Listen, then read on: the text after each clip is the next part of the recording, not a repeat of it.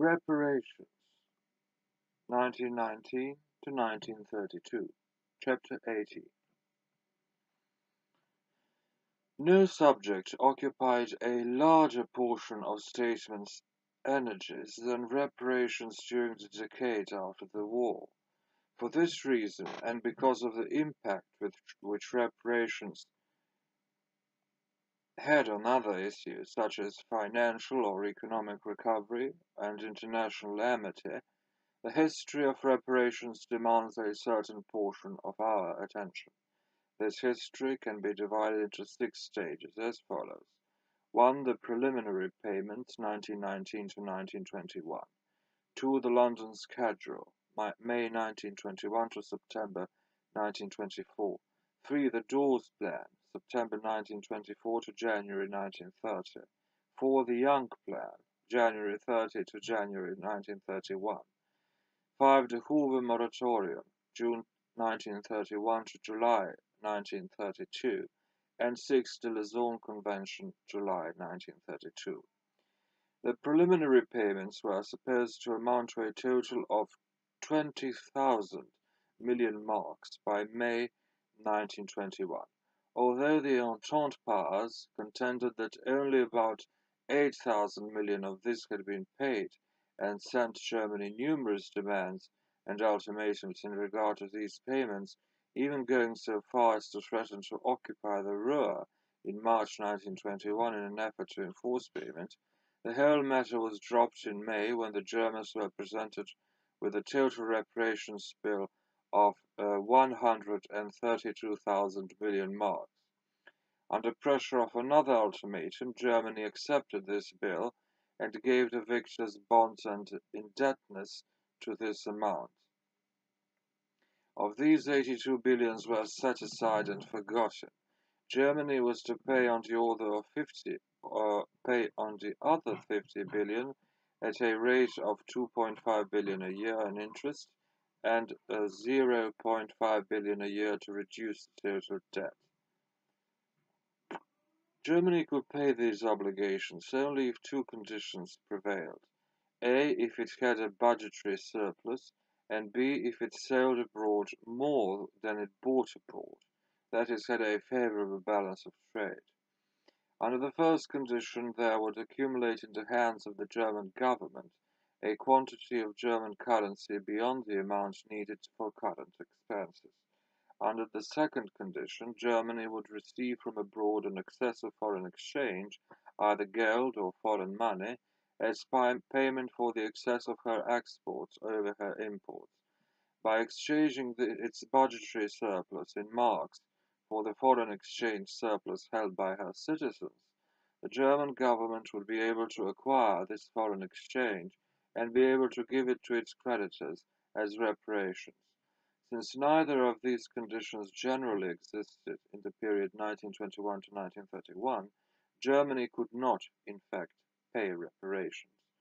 The failure to obtain a budgetary surplus was solely the responsibility of the German government, which refused to reduce its own expenditures or the standard of living of its own people, or to tax them sufficiently heavily to yield such a surplus. The failure to obtain a favorable balance of trade was the responsibility equally of the Germans and of their creditors, the Germans making little or no effort to reduce their purchases abroad and thus reduce their own standards of living, while the foreign creditors refused to allow a free flow of German goods into their own countries on the argument that this would destroy their domestic markets for locally produced goods. Thus it can be said that the Germans were unwilling to pay reparations, and the creditors were unwilling to accept payment in the only way in which payments could honestly be made, that is, by accepting German goods and services. Under these conditions, it is not surprising that the London schedule of reparations payments was never fulfilled. This failure was regarded by Britain as proof of Germany's inability to pay, but was regarded by France as proof of Germany's unwillingness to pay. Both were correct, but the Anglo-Americans, who refused to allow France to use the duress necessary to overcome German unwillingness to pay, also refused to accept German goods to the amount necessary to overcome German inability to pay. As early as 1921, Britain, for example, placed a 26% tax on all imports from Germany, that Germany could have paid in real goods and services if the creditors had been willing to accept such goods and services can be seen in the fact that the real per capita income of the German people was about one-sixth higher in the middle 1920s than it had been in the very prosperous year 1913. Instead of taxing and retrenching, the German government permitted an unbalanced budget to continue year after year, making up the deficits by borrowing from the Reichsbank. The result was an acute inflation. This inflation was not forced on the Germans by the need to pay reparations, as they claimed at the time, but by the method they took to pay reparations, or more accurately, to avoid payment.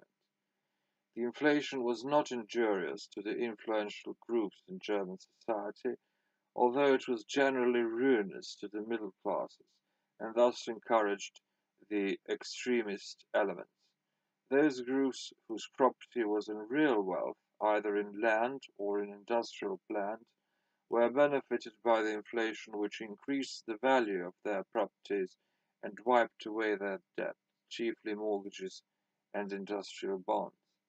The German mark, which at par was worth about 20 to the pound, fell in value from 305 to the pound in August 1921 to 1020 in November 1921. From that point it dropped to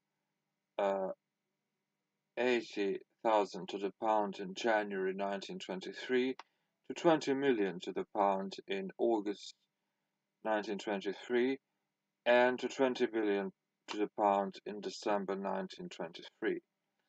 In July 1922, Germany demanded a moratorium on all cash payments of reparations for the next 30 months.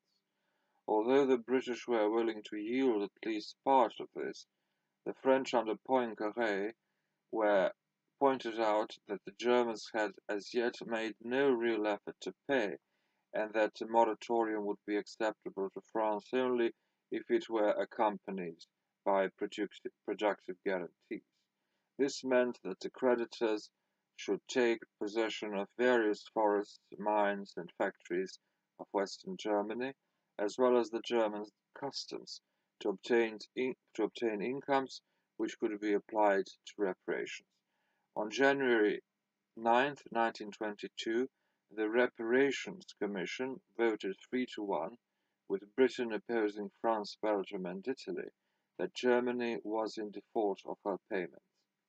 Armed forces of the three nations began to occupy the Ruhr 2 days later. Britain denounced this act as illegal, although it had threatened the same thing on less valid grounds in 1921. Germany declared a general strike in the area, ceased all reparations payments, and adopted a program of passive resistance, the government supporting the strikers by printing more paper money. The area occupied was no more than 60 miles long by 30 miles wide, but contained 10% of Germany's population and produced 80% of Germany's coal, iron, and steel, and 70% of her freight traffic.